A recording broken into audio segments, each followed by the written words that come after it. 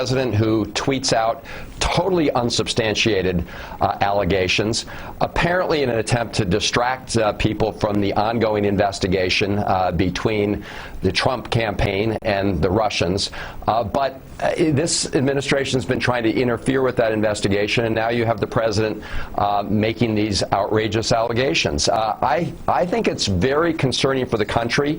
Republicans need to step up. We need some Republican statesmen who are going to rally to the good of the country and really say it's time to get to the bottom of the other investigation. The Trump administration needs to come clean. If they've got nothing to hide, they've got nothing to fear. Just put the information out there. Let's clear this up for the country. And that should include providing his tax returns. Well, we haven't gotten those tax returns, and Republicans have said he doesn't need to release them. And this has made a huge amount of noise this weekend. But does it mean you can work with the White House? Today, the president is expected to reveal his retooled version of the executive order, and it did restrict travel from 7 Muslim-majority nations. And now we have heard that Iraq is going to be removed, that Syrian refugees are going to be treated as other refugees are. Do these changes mean, is there any scenario where you believe you can work with the White House?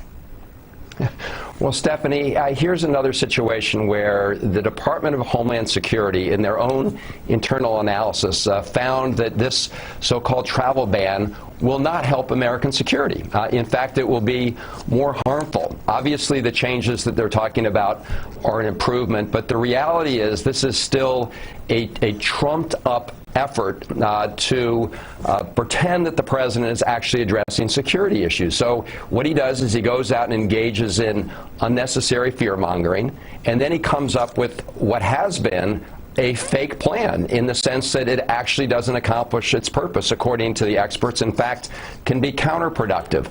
Look, I'm happy to work with the president going after ISIS. President Obama was going after ISIS. We need to go after them tooth and nail. We need to put them out of business entirely. But it's misleading to pretend that this so-called travel ban effort is actually going to enhance our security. There are things we should be doing, but this doesn't do it. But, Senator, what can you do to stop it, whether it's a false narrative or fear-mongering? The president is the one who signs the executive orders, and when I go home and I have dinner with my mom and dad, and they talk about this narrative about refugees pouring in, and I say, what are you talking about? There's no refugees pouring in. And when I talk about the extraordinary measures that are currently in place in terms of immigration, it's as though they haven't heard it. And so many other Americans are on that same page. So given that you're in the minority, what do you do?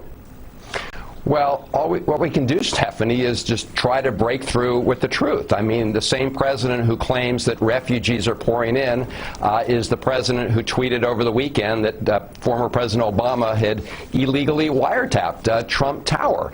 So maybe this will begin to add up. I mean, we have a very pernicious effect here because you've got a president of the United States who's detached from the truth and is trying to muddy the waters between fake news and real news and real facts and alternative facts, which is why it really is scary for the country, and which is why it is really important that at least some Republicans begin to step up and, for the good of the country, join with the Democrats in challenging the president where he's engaged in fear-mongering. Look, the Democrats have put forward a plan to modernize our infrastructure. You know, if the president wants to move forward on that kind of plan and actually create jobs and good-paying jobs, we put a plan out there. But instead, he has started out his presidency engaging in fear-mongering, in divisive efforts, in trying